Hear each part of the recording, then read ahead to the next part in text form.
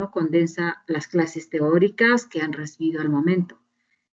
Porque cuando comenzamos patología, siempre comenzamos hablando de la célula, la lesión de la célula, la muerte celular, cuántos tipos de muerte existen, qué consiste la apoptosis, las adaptaciones y todo eso. Entonces vamos a comenzar acá con Adalio. Adalio, ¿cómo estás? ¿Estás? Adalio Chambi. ¿Aló? Entonces pasamos a Mariana Nicole Mendoza. Marianita, ¿estás? Sí, doctora, acá estoy. Muy bien, Mariana. Entonces, cuando hablábamos de la lesión celular, tú has estado en la teoría, has repasado algo. Cuéntanos en qué momento es reversible, cuándo es irreversible.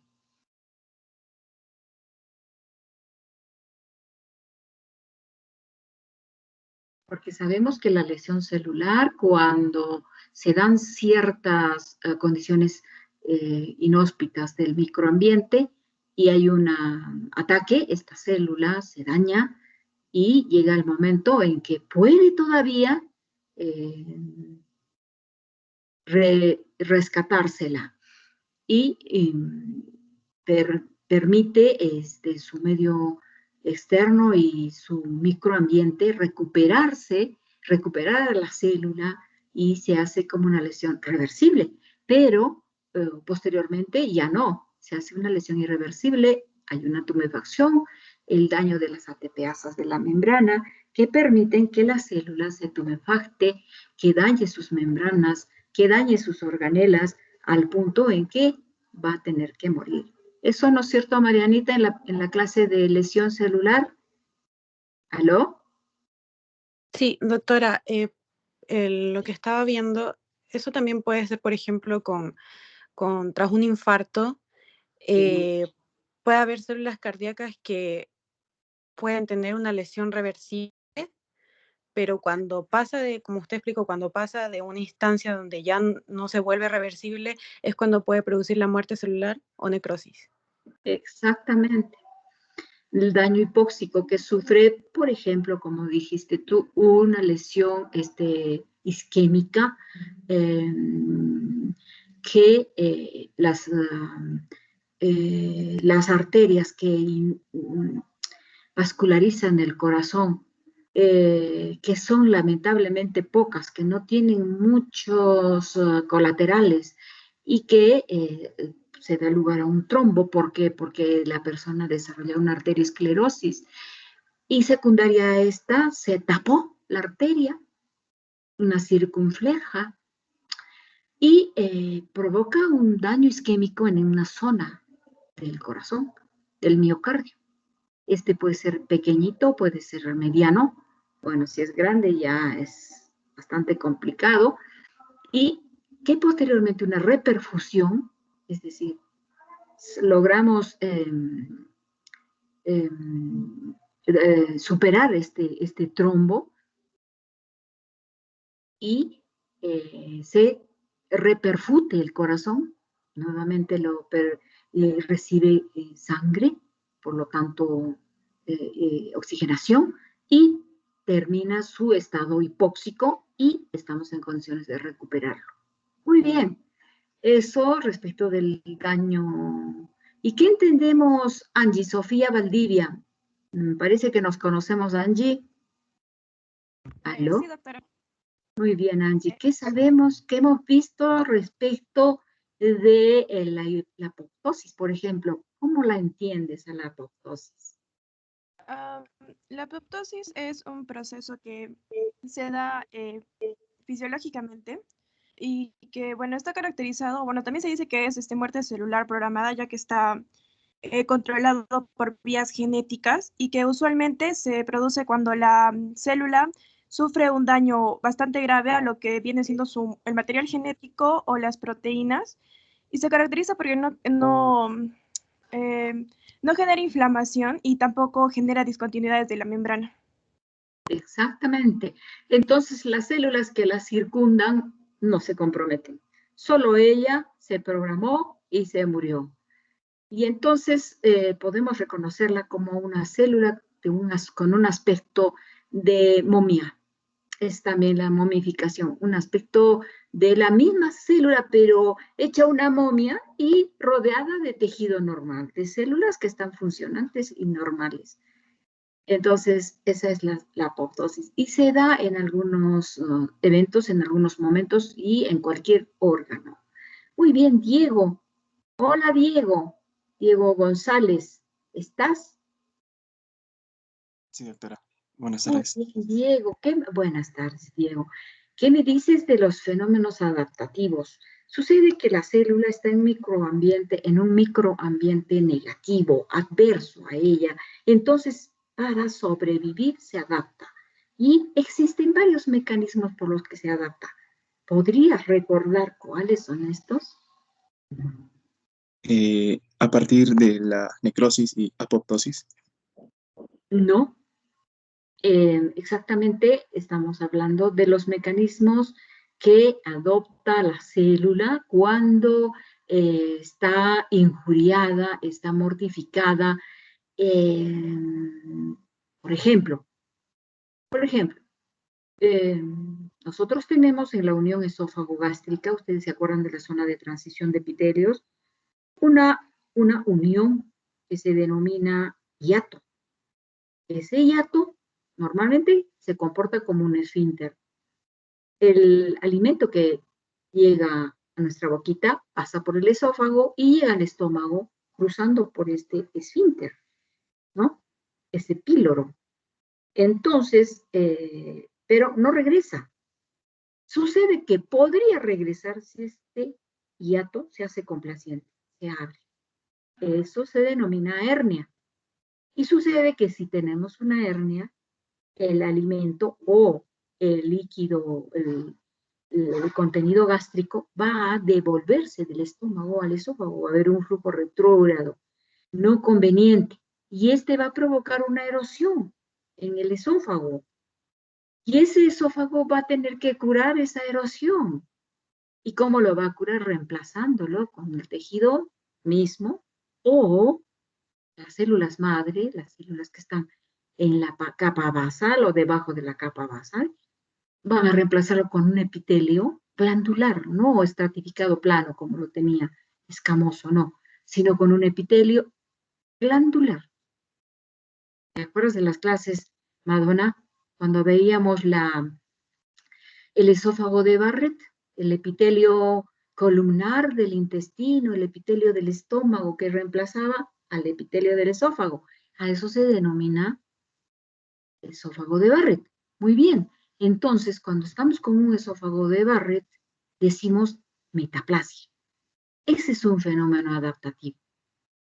Entonces, inteligentemente nuestro organismo dice, bueno, acá hay regurgitación, hay que apoyar a este esófago. Está erosionado, está con este material corrosivo del alimento que viene del estómago, entonces vamos a tener que reemplazar por otro epitelio.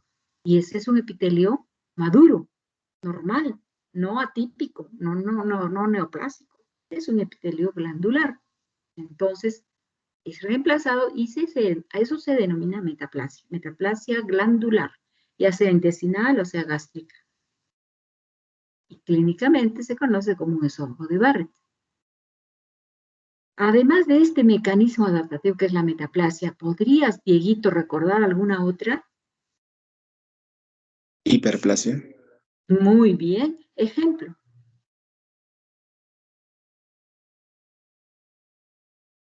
Ejemplo de hiperplasia. ¿En qué órgano y en qué circunstancias podría haber hiperplasia?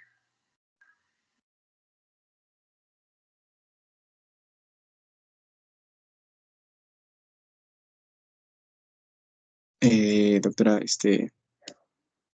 en el epitelio glandular. Claro, en el epitelio glandular del endometrio, por ejemplo, podría darse lugar a esa hiperplasia. Y que es, no se vuelve a lo normal. Crece en un momento, pero retorna a la normalidad.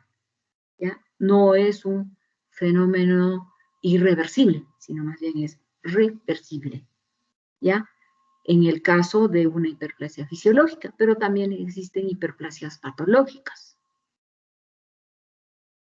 Muy bien, vámonos con Madonna. Madonita, ¿cómo estás? Bien, doctora. ¿Cómo te va? Oye, además de la hiperplasia, puedes mencionar otro tipo de mecanismo adaptativo. Ya hemos hablado de la metaplasia, de la hiperplasia. Ahora otro. Hipertrofia. Muy bien. ¿En qué órgano, por ejemplo? Por ejemplo, en el corazón. ¿En qué órgano me dijiste? Perdóname. En el corazón. En el corazón. Sucede que se hipertrofia en casos de insuficiencia cardíaca. Entonces el corazón derecho se hace grande en base de que las células son grandes, pero no se multiplican y no son mayor en número, sino simplemente los miocitos del miocardio se hacen grandes. Eso es hipertrofia. ¿Qué otro ejemplo de hipertrofia? Ángel. Ángel, ¿estás? Angelito. Oh, Anel, perdón, me equivoqué. Anel Saraí. Sí, doctora. Bonita. Bueno, sí. ¿En qué caso? Otro ejemplo de hipertrofia podría ser, digo, de hipertrofia, en el endometrio también podríamos encontrar en conjunto con la hiperplasia. También en el endometrio. ¿En qué caso, por ejemplo, podría, en el miometrio, básicamente, cuando la mujer está gestando? Uh-huh. Entonces llega el momento en que está albergando a un producto, un bebé, que pesa varios kilos. Entonces, esas fibras musculares del miometrio están sumamente grandes. Esa es hipertrofia. Pero esa hipertrofia, pasada la gestación, va a volver a la normalidad. Es una hipertrofia fisiológica, ¿no? Muy bien. Vamos a conversar con Giancarlo. Giancarlo Miguel Ángel, ¿estás? Doctora, dijo que tenía malo el micrófono. Oh, vamos a pasar. Jennifer Espinosa, ¿estás? Sí, doctora. Muy bien, Jennifer. Cuéntanos, aparte de la hipertrofia, la hiperplasia, hemos visto la metaplasia. Metaplasia, ¿Tenemos sí. algún otro mecanismo adaptativo de la célula? La atrofia, doctora. Muy bien. ¿Qué cosa recuerdas de la atrofia, Jennifer? Que se puede, o sea, también puede ser fisiológica y puede ser patológica. Fisiológica puede ser cuando el útero tiene que regresionar después del embarazo, o en la menopausia también, cuando los testículos o el útero se hace más pequeño, y también puede ser patológica por diversas causas, ¿no? Desuso, falta de inervación, irrigación, entre Excelente. otras. Muy bien, muy bien. Han estado muy atentas en su clase, están repasando y me da mucho gusto. Bueno, vamos a pasar entonces a la práctica de hoy día. Camila Fresia, Sí, doctora. ¿qué dices? ¿Has sido también alumna nuestra en histología o no? Sí, doctora. Entonces sí me estoy acordando de todos ustedes. Muy bien, vamos a ver nuestra clase que ya la colgamos en el Blackboard.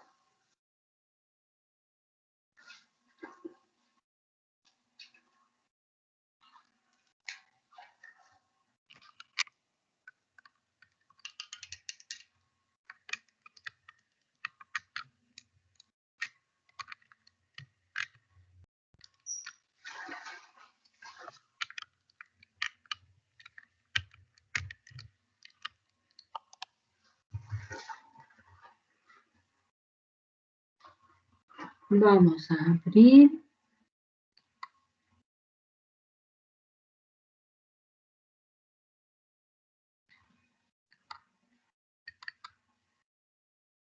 Muy bien.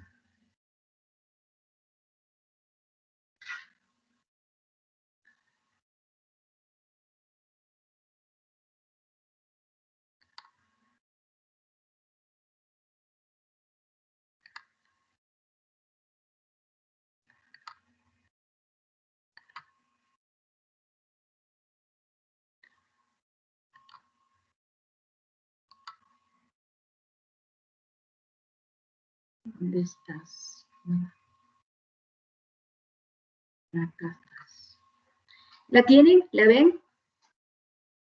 Sí, doctora, sí se ve. Muy bien. Entonces, esta práctica nos muestra las acumulaciones intra y extracelulares. Sucede muchas veces que por errores del metabolismo, podemos acumular sustancias dentro de las células y fuera de las células. No necesariamente errores de metabolismo, podemos también acumular sustancias porque hay un tumor que fabrica cierta sustancia, cierto pigmento, o hay un sangrado de donde se origina una hemosiderina, que es un metabolito de la hemoglobina, y que se acumula en el extracelular. Igualmente, cuando nos vamos a hacer un tatú, podemos acumular pigmento en el extracelular. O cuando estamos todos los días, como la que habla, manejando y aspirando el monóxido de carbono de los carritos de nuestro parque automotor, entonces estamos acumulando carbono en las vías aéreas, sobre todo las vías aéreas bajas, que son los pulmones. Entonces voy a tener una cantidad de carbón en mi aparato respiratorio. Entonces, vamos a comenzar hablando de la esteatosis hepática. La esteatosis hepática, o denominada también degeneración grasa, aquí búscame por favor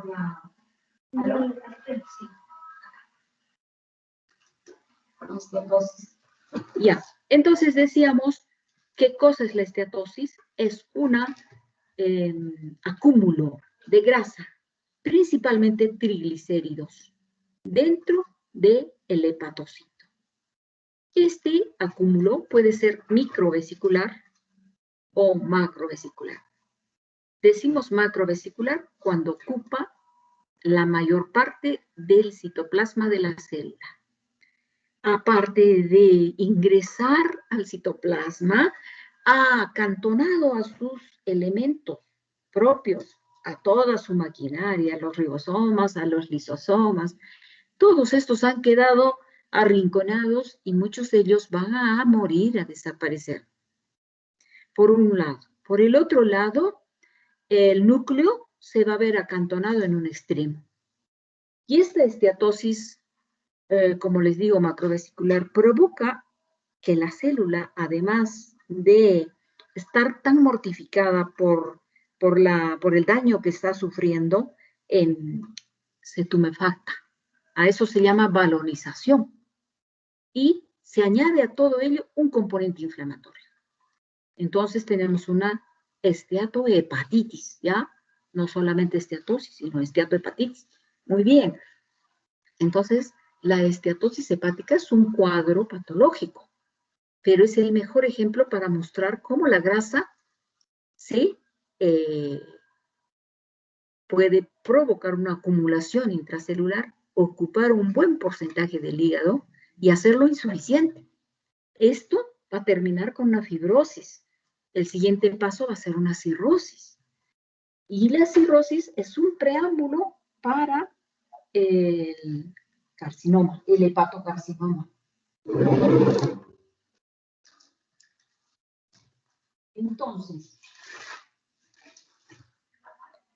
vamos a mostrar cómo es que este hepatocito, estas células hepáticas, ustedes están viendo la flechita o este asterisco que les está mostrando los hepatocitos reemplazados por esa vacuola grande, que es una vacuola macrovesicular, que reemplaza a la mayor parte de estos hepatocitos y, como digo, acantona, es decir, lo empuja al núcleo a mayor aumento. Lo empuja al núcleo a un bordecito, a un extremo, y se ve como una figura de anillo de sello. Muy bien, todo esto es grasa. Prácticamente esta célula está sin organelas y solamente el núcleo acantonado en un extremo. Al lado vamos a encontrar algunas células, algunos hepatocitos que no han sufrido todavía este cambio, y ejemplo está este. Entonces, si comparamos este tamaño de hepatocito con el que está lleno de grasa, nos damos cuenta que es mucho más pequeño, casi la mitad en tamaño que el grande, porque este grande está tumefacto. Eso se denomina balonización. Casi tiene el doble en tamaño. Muy bien. Entonces, además, vamos a ver por ahí algunos linfocitos. Estos dos linfocitos, acá hay otros linfocitos, y este ya es un componente inflamatorio. Entonces, por ahí de repente polimorfonucleares, y ya sería una esteatohepatitis. Y entonces, esta es la acumulación grasa de principalmente triglicéridos, pero dentro de la célula, dentro, intracelular. Muy bien. Para que no confundamos con el título que viene. Entonces estamos mirando esto, algunos hepatocitos normales que son de la mitad en tamaño que los que tienen su esteatosis. ¿Y cómo calificamos los patólogos esto? Lo calificamos usando scores y decimos acá hay balonización. Valorización, y si ya decía, doble del tamaño del hepatocito normal. También hay componente inflamatorio y tenemos que graduarlo leve, moderado, severo. Luego decimos, hay cuerpos de Cousilman, o sea, son los cuerpos de necrosis celular. Y entonces hacemos scores y le informamos al hepatólogo para que vea si este hígado va a ir a la fibrosis o ya tiene fibrosis, si está evolucionando a cirrosis o ya tiene cirrosis, qué tratamiento le van a dar o lo van a hacer un candidato a un trasplante hepático. ¿Y todo por qué? Porque esta vacuola se metió ahí. ¿Y qué cosa condicionó su llegada ahí? Un hábito nocivo que es el alcoholismo. Entonces, los alcohólicos, las personas que toman alcohol, van a provocar alteraciones metabólicas dependientes del NADH y se da esta enfermedad. Pero no solo los alcohólicos, sino también los que tienen trastornos en el metabolismo de la insulina. No solo los diabéticos, sino también los prediabéticos. ¿Quiénes precisamente? Los que tienen esta obesidad. No solo la mórbida, sino simplemente la obesidad. Y a esto le denominamos obesidad central. Es decir, aquellas personas que están bastante gorditas, el hecho simplemente de no tener el peso ideal, de excederse en unos cuantos kilos, y que predominantemente se ocupe la zona abdominal, ya debe de obligarnos a pensar que esta persona está yendo, es un candidato a acumular su grasa en el hígado. De esta manera. Entonces, ya estamos viendo la esteatosis hepática, alcohólica, no alcohólica, y la no alcohólica en la diabetes, en los hipertensos, en los dislipidémicos, en las obesidades centrales. Alguna medicación también puede llevar a dañar el hígado y a depositarse grasa dentro de las células. ¿Cómo saber que tenemos resistencia a la insulina? Pues se nos hace pruebas. Cuando estamos subiéndonos de peso, cuando somos hipertensos, nos hacen pruebas, están pensando que estamos en un estado prediabético y ahí sale que sí somos resistentes tenemos una resistencia a la insulina. Entonces ya estamos viendo, esteatosis hepática es el depósito de grasa, de lípidos, sobre todo triglicéridos intracelulares. Bueno, a ver, vamos a ver, ¿quién quiere opinar? ¿Qué dicen? ¿Qué les parece? A ver, jóvenes, con toda la libertad, ustedes y yo nos conocemos y hemos pasado por histología, y si no han sido mis alumnos, pues tienen referencia de los jóvenes que han sido alumnos nuestros, y entonces saben que la doctora Sea es una mamá de buena, de tranquila, y claro, le gusta mucho más bien que todos estudien, pero que no es conflictiva, que no es fastidiosa, que no está atormentándolos. Así que tenemos libertad de expresión y libertad de opinión. Así vamos. Entonces, ¿quién quiere opinar?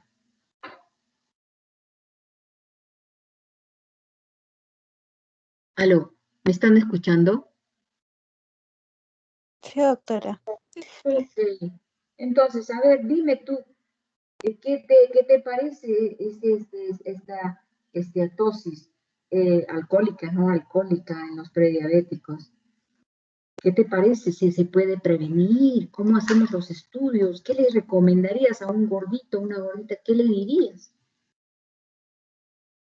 Bueno, yo lo que estuve viendo es que o sea, para prevenir esta situación, claramente hay que llevar un tipo de vida un poco más saludable respecto a a los alimentos, al alcohol, y también hay que tener mucho cuidado, como usted dijo, con los medicamentos, porque hay mucha automedicación en la población en general y muchas veces no saben las dosis o no saben de que después de un tiempo puede tener efectos colaterales. Entonces consumen mucho medicamento y he visto que harta gente se enferma de esto por la automedicación. Muy bien, así es. ¿Y alguien sabe cómo podríamos nosotros diagnosticar esta esteatosis hepática sin tener que acudir a una biopsia? Doctora, creo que se puede diagnosticar haciendo una ecografía abdominal. Perfecto, muy bien. Entonces, ¿qué nos informará? ¿Cómo verá el ultrasonido del hígado nuestro colega radiólogo? ¿Qué nos describe? Me parece que lo describe como, lo describe como brillante y lustroso. Creo que se observa así brillante. Así es, brillante y ligeramente más grande. Inicialmente no, pero luego sí, se hace grande. Pero este aumento en tamaño, como ustedes están viendo, estas vacuolas grasas están ocupando el hepatocito en su totalidad, pero lo están duplicando en tamaño. Entonces, ¿cómo no pensar que se está haciendo grande este hígado? Por un lado. Y por el otro lado, este depósito va a provocar una respuesta inflamatoria. A eso se denomina esteatohepatitis.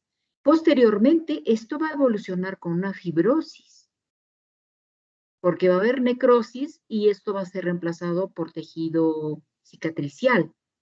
Bueno, esta fibrosis, al revés de lo que veíamos inicialmente, que era grandecito, este hígado reduce en tamaño, se hace un poco más chico. Esta cirrosis eventualmente va a evolucionar a algo peor, que es un hepatocarcinoma.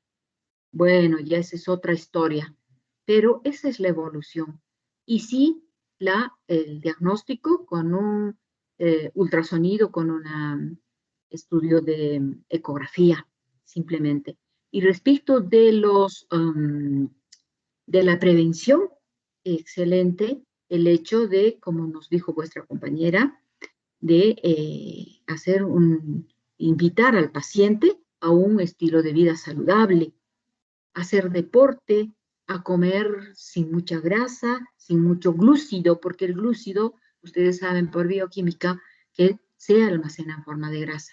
Muy bien, entonces vamos a tener una población sana, porque esta enfermedad, fuera de lo que, lejos de lo que ustedes se imaginan, es muy común, es muy común. Si ustedes han observado nuestra población, tiene mucha gente, mucho de nuestro pueblo tiene la cinturita bien gordita. Eso es lo que decíamos, la obesidad central. Entonces, ellos son los candidatos a estar haciendo este hígado graso. Y decirle que en lugar de tomar tanto taxi o estar manejando como yo lo hago, camine un poco más. Todos se preocupan también porque nosotros tenemos una radiación solar muy importante, responsable del cáncer vasocelular, que es muy, muy común en nuestra ciudad, en nuestra población. Entonces, cuidándose también del otro, caminar un poco más, hacer un poco más de deporte, no estar tantas horas sentado, ¿no? Eso. Entonces, por eso cuando hacemos las clases, ustedes terminadas las clases hay que hacer pausas activas. Quiere decir hacer un poco de ejercicios, moverse, subir y bajar las gradas, en fin. Hay tanta tarea que se puede hacer y que conviene hacerla. Muy bien. Entonces, está muy claro lo de esta enfermedad. Y yo quisiera preguntar si alguna duda, alguna pregunta quisieran, o alguna opinión, algo que quisieran añadirle al tema. Recuerden ustedes que la universidad es una de las plataformas donde hay mucha democracia. Todos tenemos la oportunidad de expresarnos de la manera más libre, sin que haya represión, porque pasa muchas veces que cuando ya estamos trabajando, no hay esta libertad, porque se dice que no podemos ser personas desleales con la institución, no podríamos hablar libremente. Acá sí tenemos toda la libertad, todavía. Así que, y no, nadie nos va a condenar. Que alguien dijo la cosa de una manera y no la era, no era así, pues todos estamos aprendiendo. Ustedes más, otros menos, en fin. El hecho es que todos estamos aprendiendo. Nunca paramos de aprender. Y todos vamos a cometer error. Entonces hay libertad. Todos tenemos que opinar. Entonces, vamos, ¿alguien más quisiera decir algo al respecto?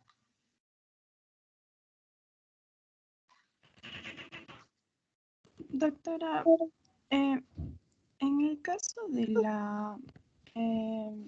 la microvesicular, ¿por qué se ocasiona o es que, o también puede ser que de la microvesicular se incremente más y luego se vuelva macrovesicular o así?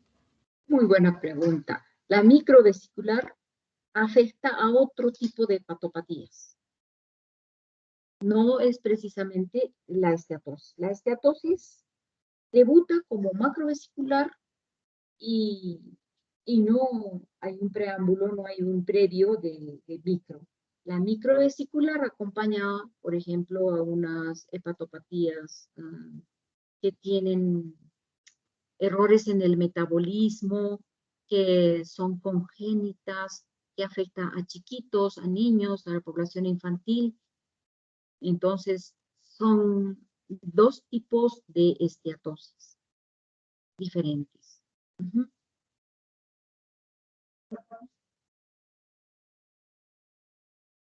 Bueno, entonces vamos a pasar a la siguiente. Muy bien. Vamos a hablar de pigmentos y vamos a hablar de depósitos de pigmentos. En este caso estamos hablando de melanina. Ustedes bien saben por histología que la melanina es fabricada por una célula que es la célula nérica. La célula anémica o melanocito transfiere su producto a la célula epitelial. Entonces, perdón, aló.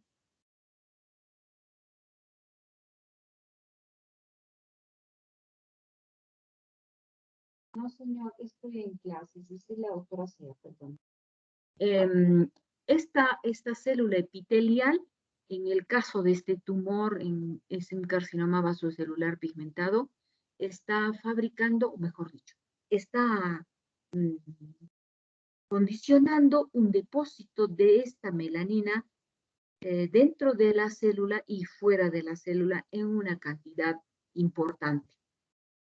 Pero no es la única enfermedad que deposita pigmento en forma anómala este caso, porque es un tumor, es un cáncer, que no es normal. Pero en forma fisiológica, en forma normal, también hay depósito de melanina en muchas circunstancias. ¿Ya? Por ejemplo, la melanina que se deposita en las pequitas de la cara, la melanina que se deposita en el melasma de la señora gestante, es decir, en la carita le sale una mancha. Y es porque las hormonas han condicionado, las hormonas del embarazo han condicionado este depósito de esta melanina en las células epiteliales y también fuera de las células epiteliales, es decir, intra y extracelular.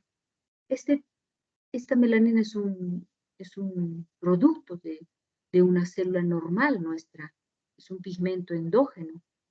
Entonces, vamos a tener depósito en situaciones fisiológicas y también patológicas, como es este caso. Muy bien, ¿algún comentario? Acá estamos viendo mayor aumento ese depósito. Acá, por ejemplo, parece ser un depósito extracelular porque está bastante grande. Y acá en la parte tumoral vemos algunas células que están con su melanina. Pero también tenemos depósito extracelular. Muy bien. Este es el tumor. Que no estamos hablando de tumores hoy día. Sin embargo, estas células tumorales que son epiteliales, pues han depositado el pigmento que les transfirió su célula anémica, han depositado esta melanina acá en un espacio, en el espacio extracelular, no está dentro de la célula. Muy bien, acá también vemos, no sé si son células o ya es el extracelular, depósito de melanina. Muy bien, entonces vamos a preguntar, ¿qué otros depósitos podríamos tener aparte de la melanina? ¿Quién quisiera opinar libremente? Así nos acostumbramos a tomar siempre la palabra, es necesario, es importante.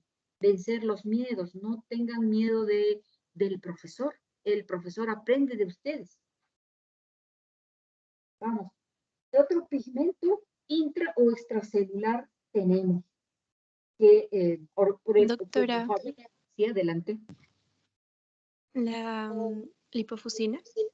Muy bien, la lipofusina. ¿Qué me dices de la lipofusina? ¿Qué cosa es la lipofusina? Es un pigmento que va a indicar el envejecimiento de la célula. Muy bien. Es un pigmento que resulta ser de la peroxidación de los lípidos. Forma ácidos grasos y estos se acumulan, se autolizan y forman un cuerpo residual. Y este se ve como gránulo.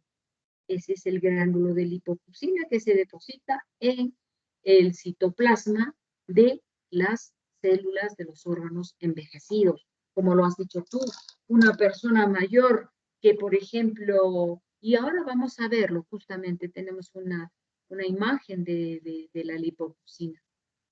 Y entonces es un buen ejemplo de un depósito intracelular de un pigmento propio nuestro, así como la melanina. ¿Qué otro pigmento podríamos mencionar que también en forma fisiológica o patológica se deposita? Doctora, la ¿Sí? hemosiderina. Claro, muy bien, la hemosiderina. La hemosiderina es un metabolito de la hemoglobina, ¿no es cierto? No. ¿Estamos bien o no? Sí.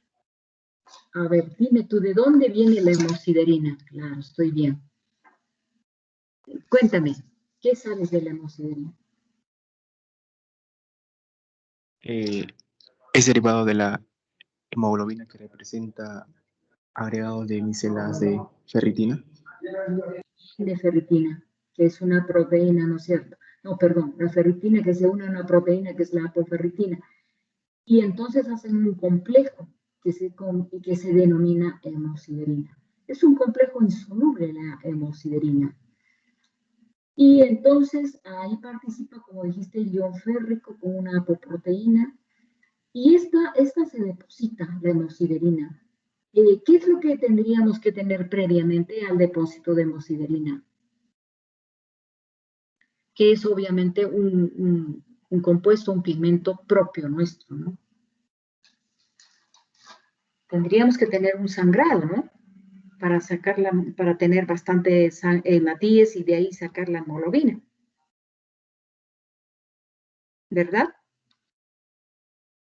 Claro. Entonces, fíjate, eso nos pasa.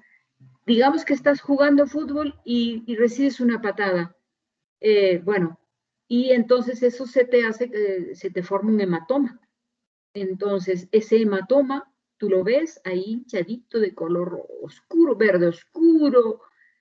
No le has puesto hielo oportunamente y se te hace como una zona como un acúmulo de sangre, ¿no? Es un sangrado en el intersticio.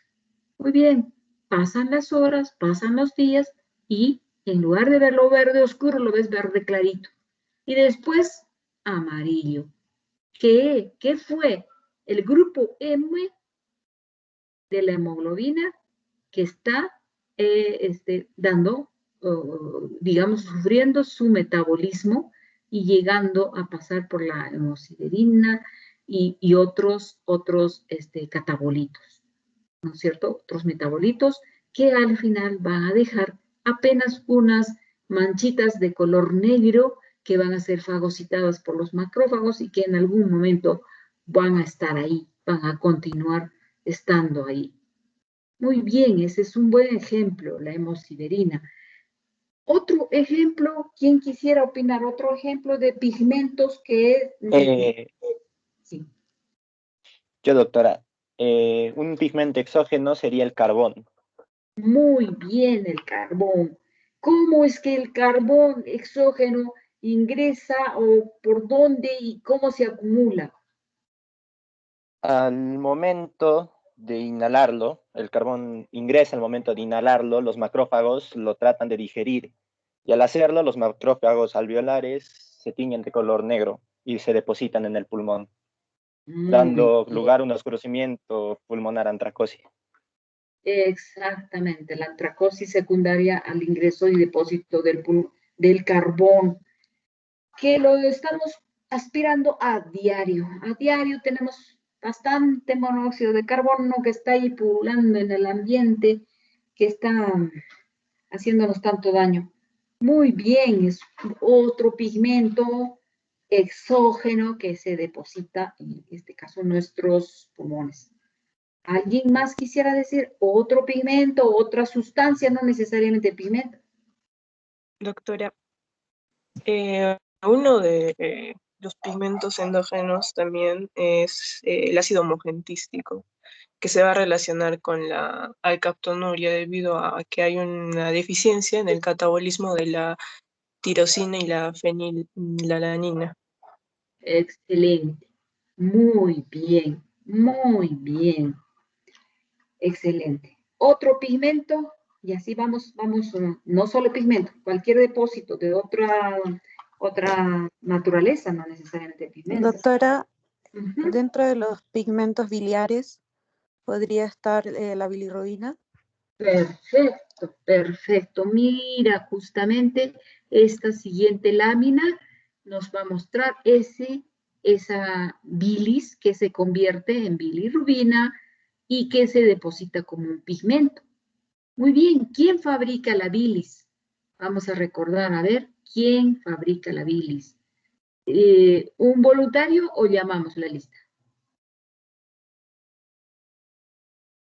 Es producida por el hígado. Muy bien, los hepatocitos son los que los fabrican. Excelente.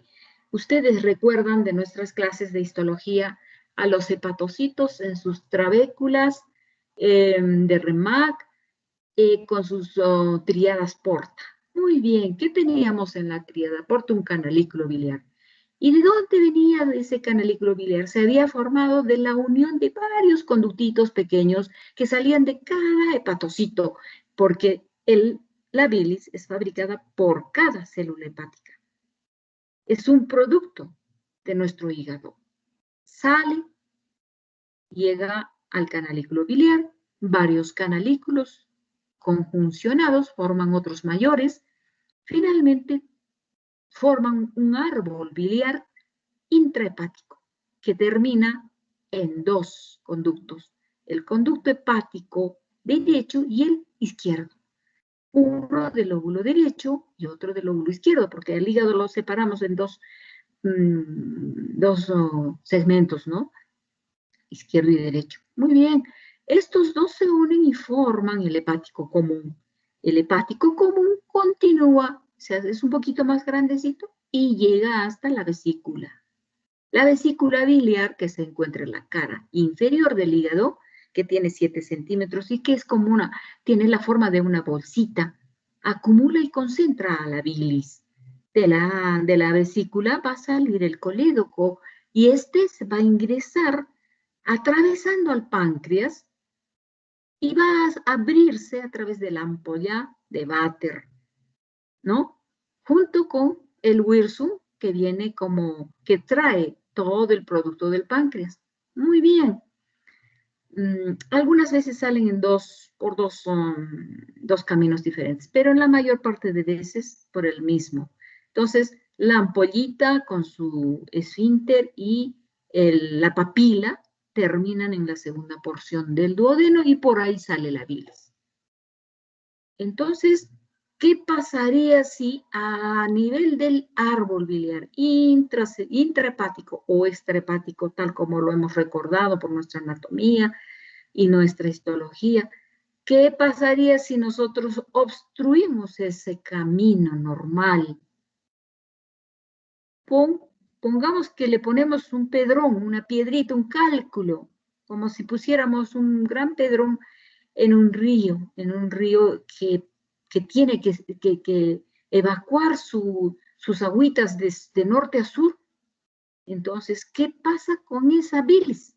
Pues no llega a su destino final y se regresa, se regurgita. Y esa bilis se convierte en bilirrubina y se deposita dentro y fuera del hepatocito. Porque en lugar de sacar este hepatocito su material, lo está más bien reteniendo por causa de que hay una obstrucción, ¿no? Está más bien metiéndose, en lugar de salir, esta bilis se está metiendo dentro de la célula. Y ahí están los hepatocitos acumulando bilis y se está convirtiendo en un pigmento de color marroncito, medio verde. Primero es verdecito, ¿ya? Y esto se denomina colestasis. El término es colestasis. Ya les decía, primero es intracelular dentro de cada hepatocito, pero en un segundo momento, como la célula esta no puede seguir almacenando cuánto más bilis voy a tener, ya no, entonces se queda en el extracelular, ¿no? Y esto es colestasis extracelular. Colestasis intra y extracelular nos hacen ver que hay una patología obstructiva de las vías biliares. como les he narrado. Entonces, acá estamos viendo en el citoplasma del hepatocito al pigmento biliar. Pigmento biliar en este hepatocito, pigmento biliar en este otro, se ven como granulitos. Ya les digo, primero son verdecitos, después son medio marroncitos. Acá también pigmento biliar acá dentro del citoplasma. Y acá, en la parte superior derecha, ya no está dentro del citoplasma, ya está fuera está en el intersticio. ¿Qué pasó? Y ya pues la célula no puede seguir recibiendo más y se deposita por fuera de la célula. ¿Cómo se llama todo esto? Colestasis. Colestasis. Intra y extracelular. Vamos a ver la siguiente. Está acá. Otra vez para mirar lo mismo. Acá que estamos viendo bilirrubina. Bilirrubina. Dentro de la célula. Bilirrubina. Bilirrubina. Intracelular. Colestasis intracelular. Muy bien. Vamos. Bueno, ahí acaba. Entonces, comentarios respecto de la colestasis. A ver, jóvenes. ¿Qué nos puede, cómo va asociada esta colestasis? ¿Qué es lo que pasa con la persona? ¿Cómo se imaginan al paciente?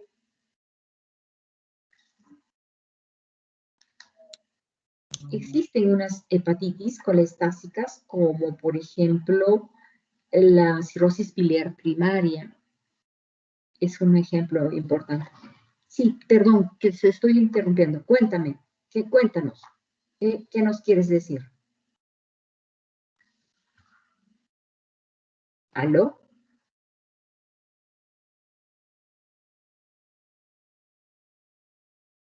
¿Alguien quería opinar? ¿Alguien quería decirnos algo? Doctora, ¿tendría que ver algo con la, no sé, relación con la ictericia? Claro que sí. Muy bien. Estás pensando muy bien. ¿Qué pasó? Que estos conductos, más que estos conductos, acuérdense que estas trabéculas de REMAC que están constituidas, acá no se las veía bien, pero son dos hileras de hepatocitos y están rodeadas por sinusoides. Entonces, ¿qué pasa cuando esta bilis se metió dentro del citoplasma? Se salió ya porque ya no puede caber. También va al árbol vascular. Y este árbol vascular obviamente está llevando bilis. Y esta bilis va a llegar a todo el organismo. Y vamos a tener la piel de color amarilla, las conjuntivas. Primero amarillita, después verde y después marrón. Es una colestasis, ictericia, como decías tú, ictericia. Muy bien. ¿En qué casos, por ejemplo, tú has visto ictericia o se te ocurre que podría haber ictericia? Podría ser, doctora, cuando hay una obstrucción del coledo, ya sea por una coledocolitiasis o incluso también se ve cuando hay un cáncer de páncreas, de la cabeza exactamente. Muy bien, muy bien. Entonces, ahí tiene que haber obstrucción de las vías biliares, porque estas colestasis las relacionamos a obstrucciones, ¿no es cierto?, de los conductos biliares, intra y extrahepáticos. Y muy bien cuando dijiste tú que puede haber un cálculo o un tumor que está obstruyendo.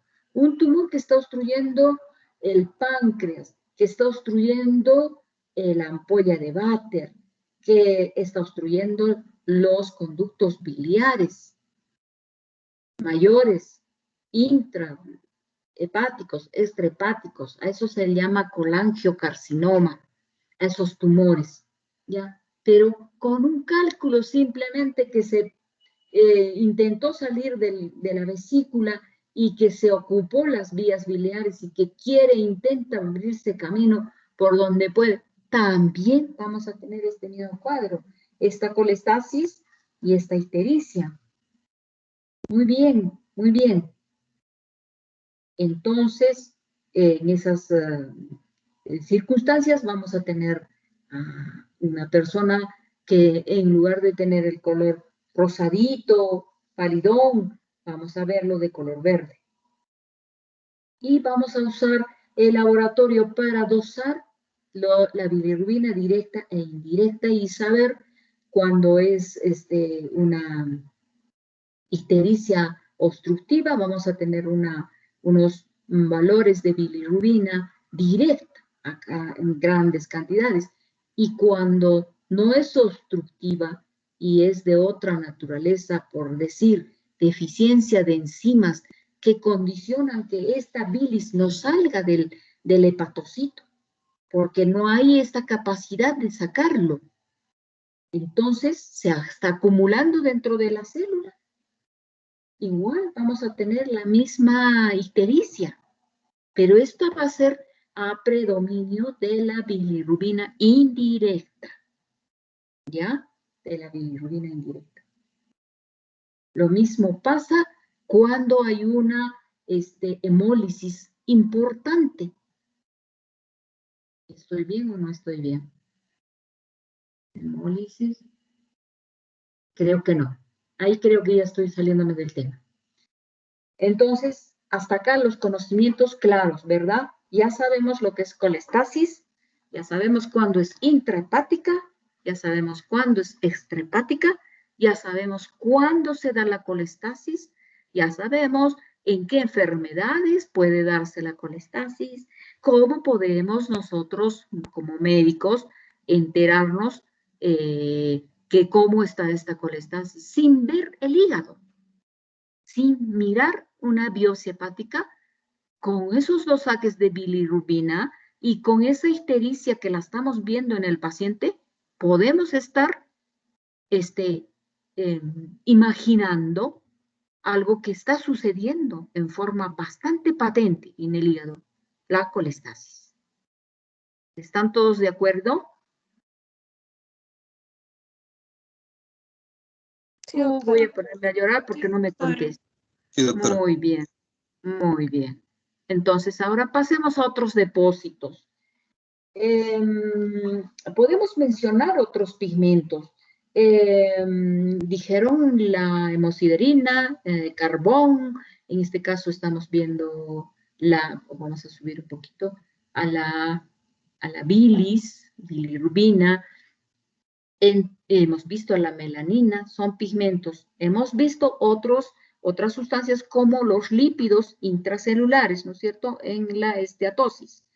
Muy bien, ahora vamos a ver otro.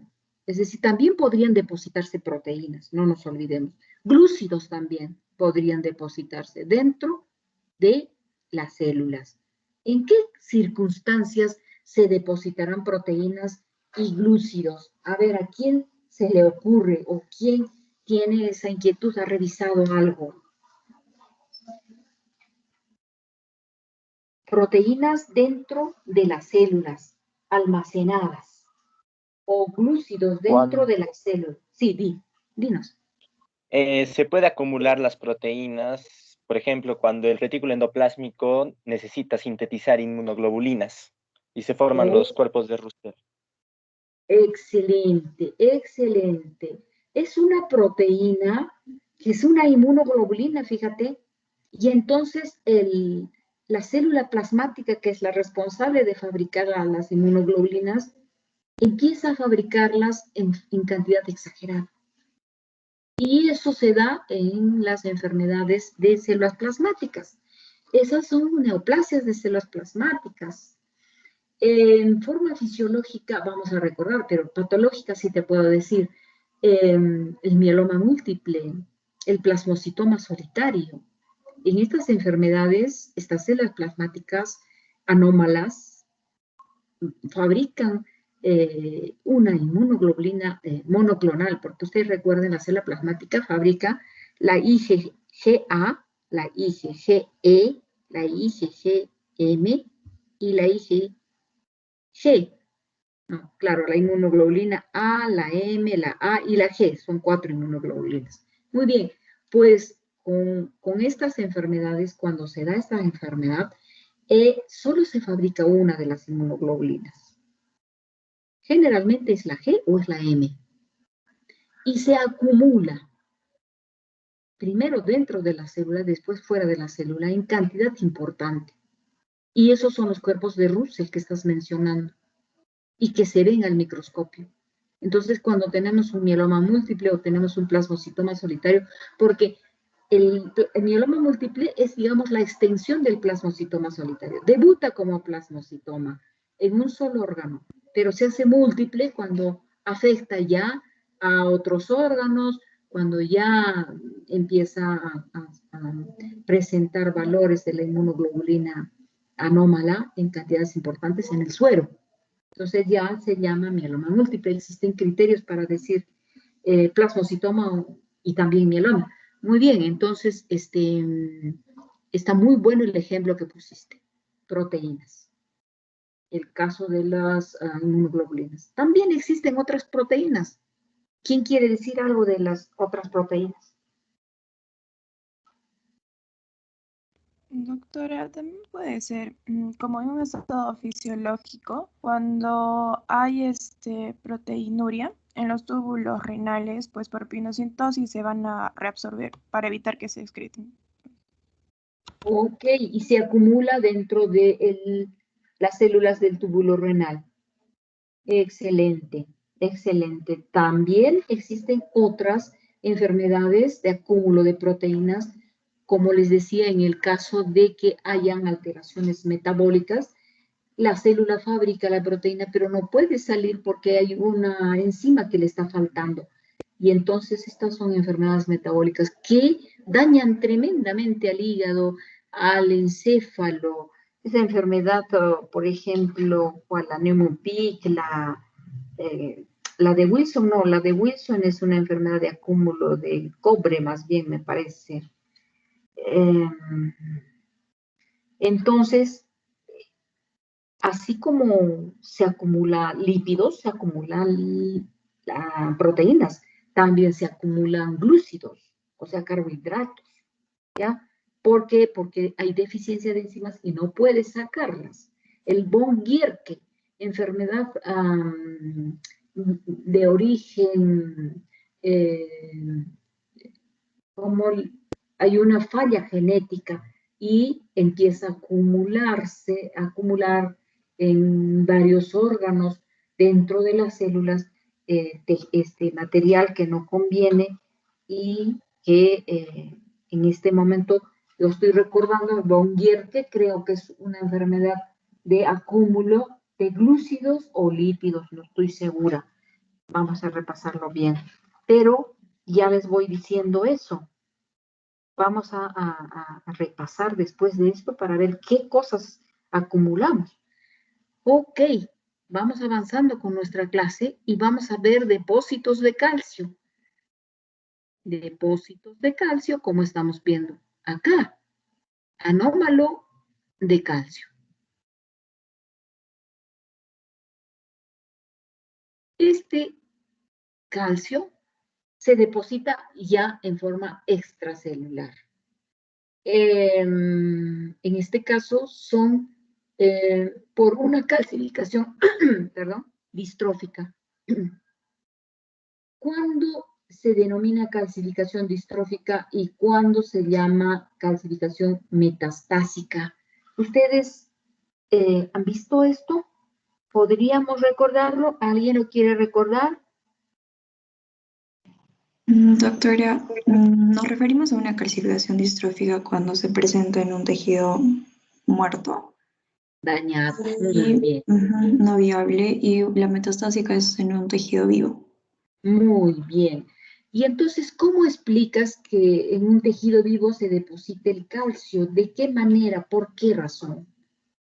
Porque, bueno, el tejido está muerto en este caso o dañado, y entonces las sales de calcio, que son fosfatos van a depositarse y, bueno, van a llevar a una calcificación distrófica. Pero ¿cómo en el sano podría depositar? ¿Qué es lo que pasa? Puede ser por una alteración del metabolismo del calcio-fósforo, por una hipercalcemia. Muy bien. ¿Y en qué casos podríamos ver hipercalcemias o alteraciones del metabolismo del calcio y fósforo? Hay una enfermedad. Doctora, ¿podría ser el hiperparatiroidismo? Perfecto. El hiperparatiroidismo, para que ustedes vean, no es tan raro, porque la mayor parte de hiperparatiroideos no son aquellos que tienen un tumor en la paratiroides, sino más bien son los que tienen insuficiencia renal. Los insuficientes renales, como no pueden manejar el metabolismo calcio con fósforo o en forma correcta, empiezan a hacer hiperplasia de las glándulas y hacen un hiperparatiroidismo. Entonces hay que sacarles las glándulas y los operan. Y en el hospital muchas veces nos han enviado y nos dicen, estoy sacando la glándula paratiroides superior derecha. Como son tan pequeñitas y están en la parte posterior de los lóbulos tiroideos, uno en cada polo superior, otro en el polo inferior del derecho y así en el izquierdo. Superior e inferior son 4. Entonces nos preguntan, ¿estoy bien? ¿Es la paratiroides o no? Porque muchas veces pueden confundirla, ¿no? Con algún tejidito un tejidito conectivo que esté por ahí.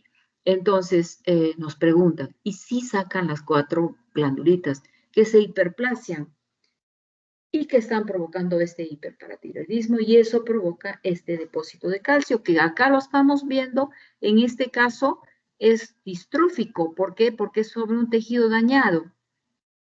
Y se ha depositado en la pared de estos vasos. Este es un tumor, pero amén del tumor, no siempre porque sea tumor vamos a tener estos depósitos. En otras enfermedades también. Entonces acá estamos viendo este vaso, que posiblemente sea una arterita, ¿no? O una arteriola, muy bien, y que está con esta calcificación que la veo de color así, azulita. Esto tiene para efectos de corte, en el proceso tenemos que usar un decalcificador para poder hacerle el corte, colorearlo y verlo. ¿Ya? Muchas veces estas calcificaciones de mucho tiempo pueden terminar en osificación también. Osificarse, acuérdense ustedes de las osificaciones que tenemos. Entonces, acá ya está convertido en hueso y arrancó de una calcificación distrófica y se convirtió en una metaplasia ósea. Está convertida en hueso.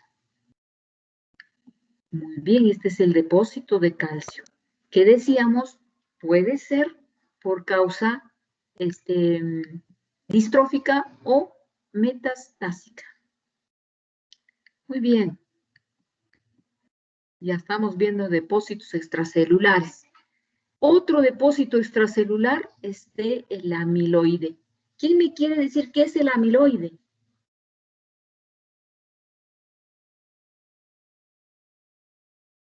Con toda la libertad. Digan, no tengan vergüenza. ¿Es un tipo de proteína anormal? Un tipo de proteína normal. En este caso, el amiloide lo está fabricando una célula, que es la célula parafolicular de la tiroides. Ustedes se acuerdan de la glándula tiroidea. Tiene folículos. Y estos folículos son como unas glandulitas que tienen un epitelio cúbico. Entonces, estos folículos están fabricando la hormona tiroidea, pero hay unas celulitas que no están formando los folículos y se denominan parafoliculares porque están por fuera de los folículos. Esas son las células C. Y en base de las células C puede haber un tumor que es el carcinoma medular. Y entonces esta celulita, la parafolicular, la célula C, en este cáncer, en forma especial, fabrica una sustancia proteica que es el amiloide. Y esta se deposita en forma de fibrillas, pero estas fibrillas nos dan un aspecto como lo que vamos a ver luego. Estas son las células del tumor, pero este es el material amiloide, el que está en el centro y marcado con el asterisco. Entonces, este material amiloide es un amiloide alfa, porque existen formas isoméricas de este amiloide que son el amiloide beta. Es el alfa, existe otro amiloide que es el beta. Muy bien, no nos interesa eso. Lo importante acá es recordar que hay un depósito de proteínas extracelular, en este caso el amiloide. También, no solo en este cáncer hay depósito de amiloide, también se deposita el amiloide en forma extracelular, recuérdenlo, en otras enfermedades que sean crónicas, que tengan mucho tiempo. Por ejemplo, los pacientes que tienen insuficiencia renal y que están con la diálisis y que ya no pueden recuperar su riñón solamente a través de un trasplante, entonces fabrican en forma anómala este amiloide y se deposita en muchas partes del cuerpo. Y entonces les toman unas biopsias porque ellos, además de ver que ese riñón por una nefropatía X está insuficiente, además hay depósito de amiloide. Entonces los nefrólogos nos preguntan, ¿tiene amiloidosis esta paciente? Le voy a tomar una biopsia de encía o de labio o de recto, y entonces voy a mandar un pedacito y le vemos esta sustancia depositada ahí debajo en el subcutáneo de la encía, y le hacemos coloraciones. Y esas coloraciones son dos las que usamos. El violeta de metilo, que tiñe de color violeta, y el rojo de Congo. El rojo de Congo tiñe de color rojo medio marrón, pero lo ideal es ver esta coloración bajo el microscopio de polarización de luz, porque esa luz, mejor dicho, la luz que atraviesa a este material coloreado con el rojo de Congo va a polarizarlo y va a verse al microscopio de color verde manzana. ¿Ya? Entonces, el violeta de metilo no necesita microscopio polarizado. Acá vemos mejor el depósito de esta sustancia extracelular, que es el amiloide, que es una proteína anormal. Entonces, ¿qué lo estamos viendo acá sin ninguna coloración? Entonces, si alguien me dice esto, usted puede firmarlo, o sea, garantizar que es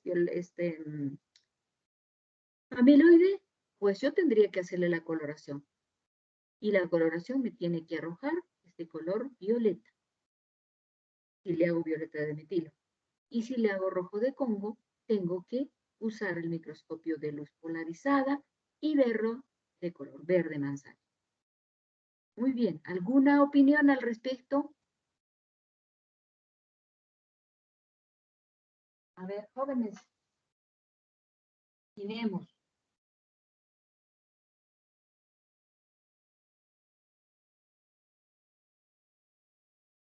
No se me duerman, por Sí, favor. doctora, ¿Sí? lo que estaba viendo que también o sea, se puede producir esto por una intoxicación de vitamina D, y lo que va a provocar es acumulación de calcio en la sangre y que puede llevar también a la muerte. Eso es lo que también leí. Muy bien, muy bien. Muy bien, depósito de calcio, así es. Muy bien, hablando del tema del del amiloide. ¿Alguna opinión más?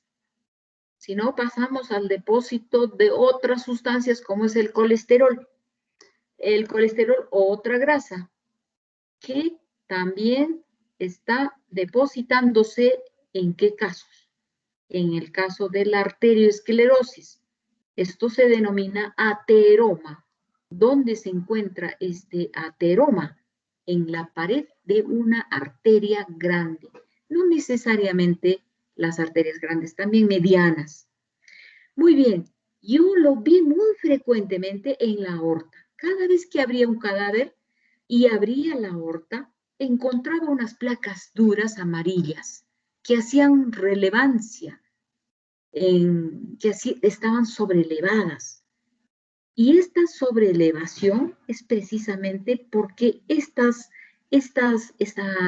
grasa, este lípido, que es el colesterol, se deposita en forma de agujitas.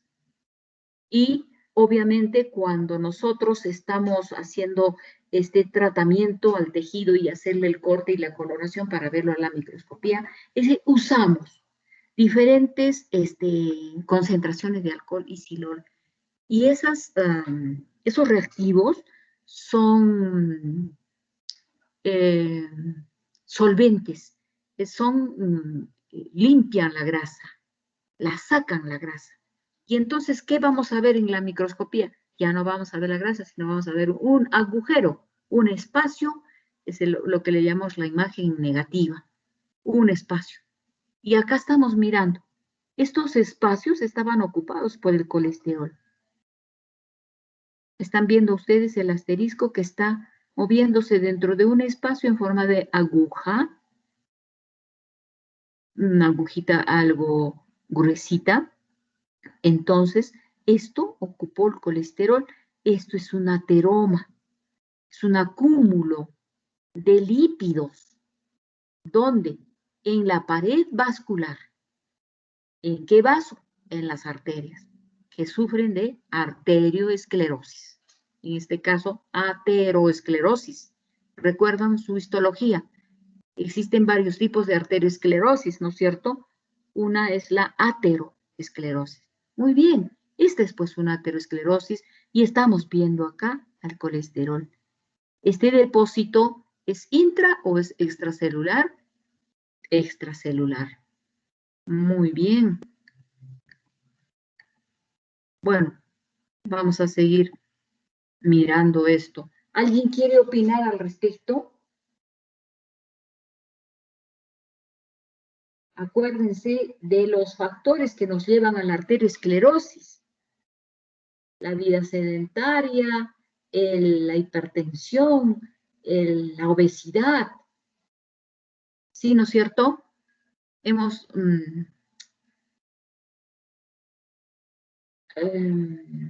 Y de eso tenemos bastante. Toda la humanidad, en todas las civilizaciones, principalmente en la actual, en este siglo XXI, tenemos muchas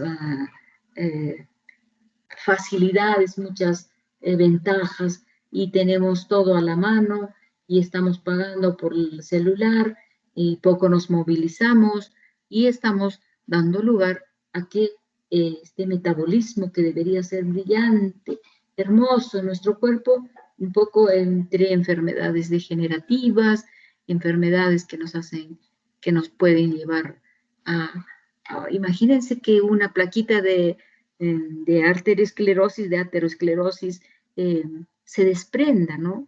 Y provoque un émbolo ahí en una de las arterias principales de los miembros inferiores. Y entonces, ¿qué podría suceder? Podría suceder que por isquemia perdamos un miembro inferior. No solo eso, que nos lleve a la muerte por una aterosclerosis avanzada. Muy bien, pero yo creo que estoy hablando mucho solita. Quiero escucharlos a ustedes. A ver, jóvenes, ¿cuántos son en el grupo, señorita delegada? Creo que somos 18. Muy bien, es un buen número porque los otros grupos los tengo con 30 y tantos. 30 Sí, y... en la reunión hay 20. En la reunión hay 20. Ah, perfecto, perfecto, muy bien. ¿Están todos, han recibido todos el enlace, todos han podido ingresar de forma normal, bonita, o han tenido problemas?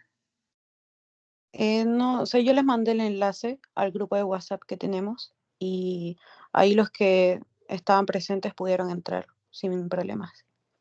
Muy bien, entonces ¿están todos presentes o hay alguno que se quedó fuera? Es que la verdad, doctora, yo no tengo la lista completa, pero por lo que vi, sí están presentes todos, por la cantidad de personas que están en el grupo de WhatsApp y los que están ahora en la reunión. Ay, qué bueno, me alegra tanto, me alegra mucho. Muchas gracias. Entonces, muy bien. ¿Alguna otra opinión respecto de esta enfermedad, de este depósito? Entonces, hemos visto, estamos para recordar y no desvincularnos de nuestro tema original, estamos viendo los depósitos, ¿no? Intra y extracelulares de lípidos, proteínas, carbohidratos o glúcidos, también pigmentos, sales o minerales como el calcio en forma de sales. ¿Qué otros depósitos podríamos tener? Habíamos hablado de un pigmento y acá viene justamente la lipofuscina, pigmento de envejecimiento. Este se da, pues ya habíamos repasado que era una peroxidación lipídica con formación de los ácidos grasos insaturados que se acumulan y se autorizan y el cuerpo forma un cuerpo residual visible, que es un granulito. Y entonces ese granulito se pone dentro del citoplasma de estas celulitas.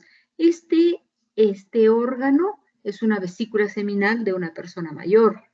Y acá estamos viendo dentro de las células, su citoplasma, un pigmentito de color amarillo, que más que amarillo, ustedes lo ven medio marrón, como también yo lo veo medio marrón, no tan amarillo, pero en la parte inferior más amarilla. Muy bien, es una toma de mayor aumento. Estas láminas, jóvenes, mejor dicho, estas fotos son de vuestras láminas, son de las láminas que les corresponden a ustedes ver.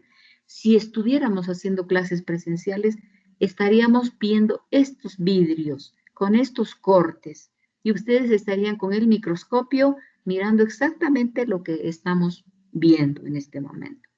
¿Ya? Entonces, estamos exactamente reproduciendo lo que se podía haber hecho en la clase presencial. Hasta que no podamos volver a la facultad, vamos a continuar con esta forma de aprendizaje, poniendo nuestra mejor voluntad, porque es un desafío en este momento. Estamos en pandemia y no tenemos cómo resolver aún este asunto. Entonces, acá tenemos al pigmento de la lipofuscina para que ustedes miren que se ha depositado dentro del intracelular. Muy bien. ¿Qué les está pareciendo la clase? Díganme, porque yo si siento que estoy hablando sola, voy a dar lugar a que se cansen, se aburran y se me duerman. Y ya me pasó el año pasado, tenía que estar continuamente, fulano, perengano, porque si no se duerme. Acá está la lista. A ver, vamos a ver la lista. Grupo 11. El grupo 11, ¿no es cierto? ¿Aló? Sí, doctora, grupo 11. Sí, doctora, grupo 11. Muy bien, acá tenemos a los alumnos. ¿Dónde está mi grupo 11? ¿Por qué no me sale mi lista de alumnos acá? Doctor, en la parte de arriba, sí. Ahí. Acá, ¿no es cierto? No. Sí. Calendario. Sí, en el primero. ¿En el primero, en este? Sí. Vamos. Ya está, acá. Ver a los participantes. Entonces, vamos a ver. Miguelito, Miguel Barrera, ¿estás? Su micro no funciona, doctora. Oh, sí, me dijiste, perdóname. Omar Bellota, Sí, ¿presente o doctora. ausente? Muy Presente, bien, doctora. presente. Dime, Omar, ¿algún pigmento, alguna sustancia que tú recuerdes que esté también depositada? De manera adicional a lo ya mencionado. Exactamente.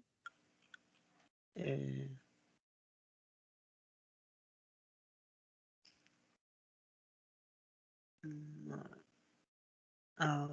ahora no recordaría una adicional, doctora. Ya, muy bien. Entonces, vamos a seguir con la lista. ¿Adalid está? ¿Adalid? Presente, doctora. Muy bien, Adalid. Anel Saraid, sí habíamos hablado ya con Anel Saraid. Jennifer Yanina Espinosa, ¿está? Sí, doctora. Muy bien. Madonna, ya habíamos hablado con ella. Diego Armando González. Dieguito. ¿No vino hoy día Diego? Sí, Tuvo doctora, sí he hablado. Ahí está. Entonces ya lo tenemos a Diego. Sí, doctora. Sí. Hola, Dieguito, no te nos canses, por favor. Derli Eduardo, ¿está? Sí, doctora, presente. Muy bien, Derli.